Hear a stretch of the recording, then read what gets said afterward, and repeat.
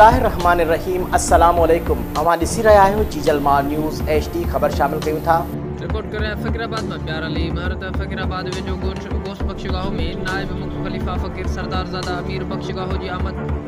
Jangu bus stop लॻ गोश्त बख्शगाह में आमद। उस्ताद गोश्त बख्शगाह जे ॾिनल आजियाणे जी दावत में शिरकत कई। उस्ताद गोश्त बख्शगाह आजियाणे तौरु नायब खलीफ़ा फ़कीर अमीर बख्शगाह जो इस्तक़बाल कयो ऐं सिंध जी सुखरी अजरक पिणु वधायो।